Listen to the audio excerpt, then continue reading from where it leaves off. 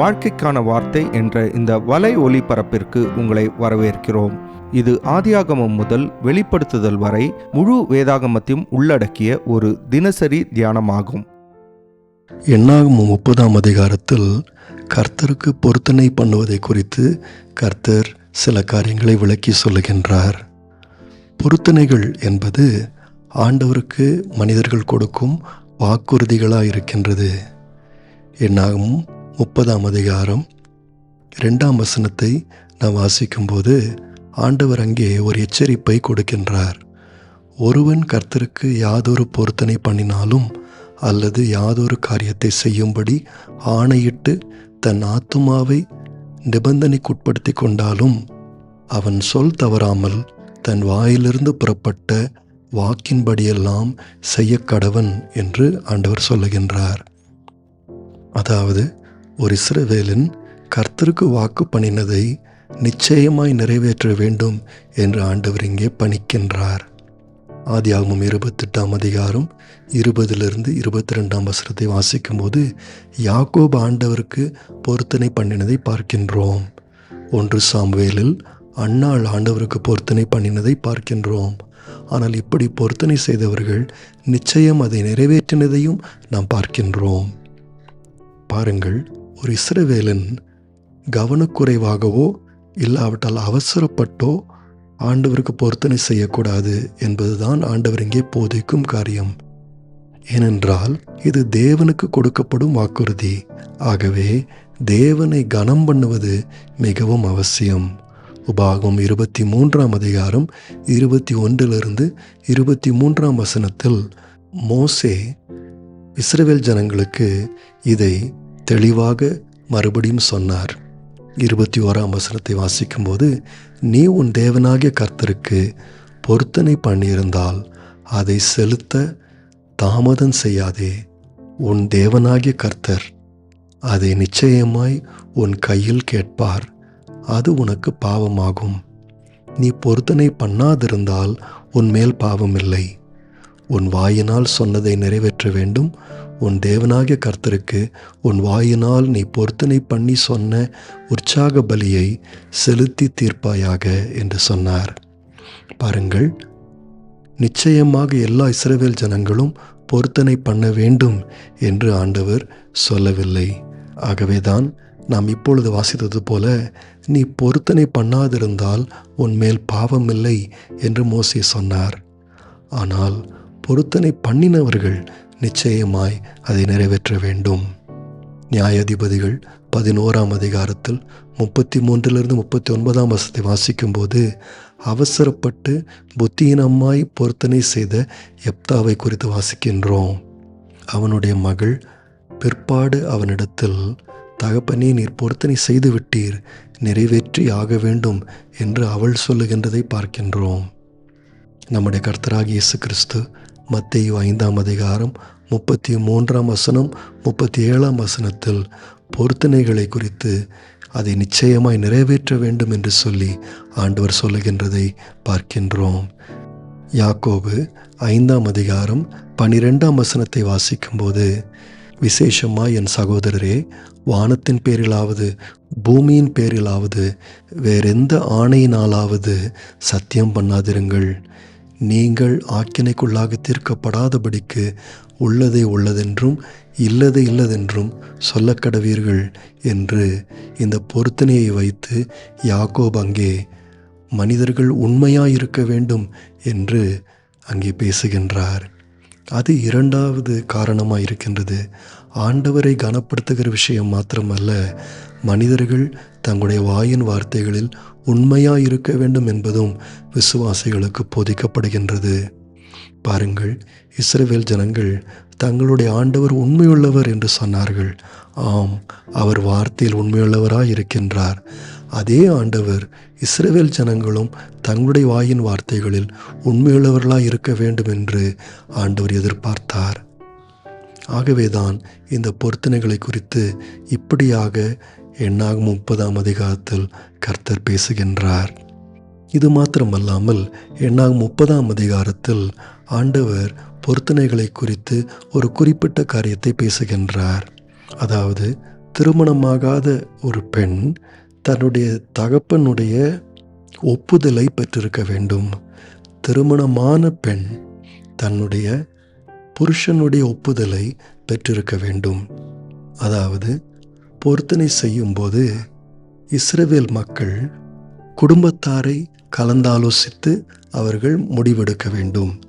பாருங்கள், குடும்பத்தில் இருக்கின்ற மற்றவர்களுடைய எண்ணங்களும் அவர்களுடைய உணர்வுகளும் மதிக்கப்பட வேண்டும் என்று ஆண்டவர் இங்கே சொல்லுகின்றார். ஒரு பிள்ளைக்கும் பெற்றோருக்கும் உள்ள அந்த பந்தம், ஒரு மனைவிக்கும் புருஷனுக்கும் உள்ள பந்தம் இதிலே கனப்படுத்தப்பட வேண்டும். அதாவது பெற்றோரும் திருமணத்தில் இருக்கின்ற துணையும் இங்கே கலந்தாலோசிக்கப்பட்டு பின்பு அந்த பொருத்தனை செலுத்தப்பட வேண்டும் என்று ஆண்டவர் விரும்புகின்றார். பாருங்கள், பொருத்தனைகள் நிச்சயமாக குடும்பத்தார், விசேஷமாக திருமணமானவர்கள், அது மாத்திரமல்ல பெற்றோரை பாதிக்கக்கூடியதாக இருக்கின்றது. ஆகவே வாக்குறுதிகள் கொடுக்கப்படும் முன்பதாக பெற்றோரும் திருமணத்தில் இருக்கின்ற மற்ற துணையும் இதை சரிபார்க்க வேண்டும் என்று ஆண்டவர் விரும்புகின்றார். ஏனென்றால் சில நேரங்களில் இந்த பொருத்தனைகள் குடும்ப உறவுகளை உடைக்க முடியும். உதாரணமாக, இந்த பொருத்தனையானது பணத்தை குறித்தோ இல்லாவிட்டால் நிலங்கள், சொத்துக்களை குறித்ததாக இருக்குமானால் பொருத்தனை பண்ணுகின்றவர் சில நேரத்தில் யோசிக்காமல் இல்லாவிட்டால் உணர்ச்சி வசப்பட்டு சில காரியங்களை பொருத்தனை செய்துவிட முடியும். இதை ஆண்டவர் தடுக்கும்படியாக விரும்புகின்றார். பாருங்கள், ஆண்டவரை பொறுத்த வரைக்கும் குடும்ப உறவுகள், சமுதாய உறவுகள் என்பது மிகவும் முக்கியமானதாய் இருக்கின்றது. இன்று கூட சில நேரங்களில் குடும்பங்கள் உடைகின்றதை பார்க்கின்றோம். அதற்கு ஒரு காரணம் என்னவென்றால், திருமணமானவர்கள் அவர்களுடைய துணை ஏதோ இல்லாதது போல நடந்து கொள்ளுகின்றார்கள். அது சரியல்ல. கர்த்தர் அதை தான் இங்கே சரிப்படுத்த விரும்புகின்றார். இந்த 30ஆம் அதிகாரத்தில் சிலர் இதை படிக்கும்போது ஏதோ பெண்கள் மாத்திரம் குறிவைக்கப்படுகின்றதாக உணர முடியும். ஏனென்றால் திருமணமாகாத பெண் தன்னுடைய தகப்பனிடத்தில் ஒப்புதல் வாங்க வேண்டும் என்று பார்த்தோம். திருமணமான பெண் தன்னுடைய புருஷனிடத்தில் ஒப்புதல் வாங்க வேண்டும் என்று இந்த அதிகாரத்தில் நாம் பார்க்கின்றோம். இது சிலருக்கு ஏற்றுக்கொள்ள முடியாத காரியமாக தோன்றலாம்.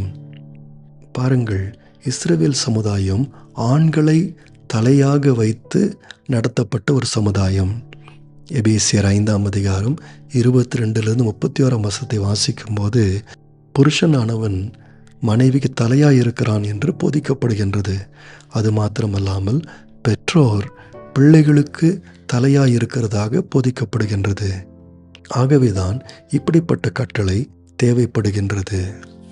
ஆனால் நீங்கள் உன்னிப்பாக இதை படித்து பார்ப்பீர்கள் என்று சொன்னால், ஆண்டவர் திருமணமாகாத பெண்ணையும் திருமணமான பெண்ணையும் இங்கே பாதுகாக்கின்றதை நீங்கள் பார்க்க முடியும். அதாவது பெற்றோரோ புருஷனோ ஒப்புதல் அளித்துவிட்ட பிறகு அந்த பொருத்தனை செலுத்தப்படும் நேரம் வரும்போது அப்பொழுது மாற்றி பேசவோ இல்லாவிட்டால் அந்த பெண்ணை பழி சொல்லவோ முடியாது என்பதை தான் ஆண்டவர் இங்கே குறிப்பிட்டு சொல்லுகின்றார். உண்மையில் இந்த அதிகாரத்தை சற்று உன்னிப்பாக நாம் படித்து பார்ப்போமானால், பொருத்தனை செய்கின்ற ஒரு திருமணமாகாத பெண்ணையோ இல்லாவிட்டால் திருமணமான பெண்ணையோ கர்த்தர் பாதுகாக்கின்றதை இங்கே பார்க்கின்றோம். அதாவது பொருத்தனை செய்யப்படும் போதே அதை பற்றி கேள்விப்படுகின்ற ஒரு தகப்பனோ இல்லாவிட்டால் புருஷனோ அமைதியாக இருந்துவிட்டு பின்பு பொருத்தனை நிறைவேற்றப்படும் நேரம் வரும்போது அப்பொழுது அந்த பெண்ணை இல்லாவிட்டால் அந்த மனைவியை குற்றம் சுமத்தக்கூடாது என்று ஆண்டவர் இங்கே சொல்லுகின்றார். சில நேரங்களில் சில தகப்பன்மார்களும் சில புருஷர்களும் செலவு என்று வரும்போது அப்பொழுது அந்த பெண்ணையோ இல்லாவிட்டால் அந்த மனைவியையோ குற்றம் சாட்டி பழித்துவிட முடியும். கர்த்தர் அதை இங்கே தடுத்து நிறுத்துகின்றதை நாம் பார்க்கின்றோம். இதிலிருந்து இன்றைக்குள்ள நாம் என்ன கற்றுக்கொள்ளலாம் என்று சொன்னால், கர்த்தருக்கு பொருத்தனை செய்யும் போது அதனால் நேரடியாக பாதிக்கப்படக்கூடியவர்களை குறித்து சற்று யோசித்து பார்த்து தேவைப்பட்டால் அவருடைய ஒப்புதலையும் பெற்றுக்கொள்வது அவசியமாக இருக்கும். அது ஞானமான காரியமாக இருக்கும் என்பதை இங்கே நாம் புரிந்து கொள்கின்றோம். நண்பர்களே, கர்த்தருக்காக பொருத்தனை செய்வது மிகவும் நல்லது. எப்பொழுதுமே எதையாகிலும் தியாகமாய் விட்டு கொடுப்பது, இல்லாவிட்டால் எதையாகிலும் குறிப்பிட்ட விதமாய் கர்த்தருக்கென்று செய்வது நம்முடைய பிரதிஷ்டையை எப்பொழுதும் வலுவூட்டும், அது இன்னும் மேம்படுத்தும்.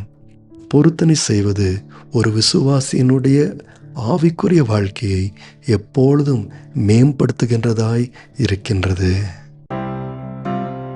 நேயர்களே, இந்நிகழ்ச்சியை கேட்டதற்காய் நன்றி. மீண்டும் ஒரு புதிய அத்தியாயத்துடன் வாழ்க்கைக்கான வார்த்தையில் நாளை சந்திப்போம்.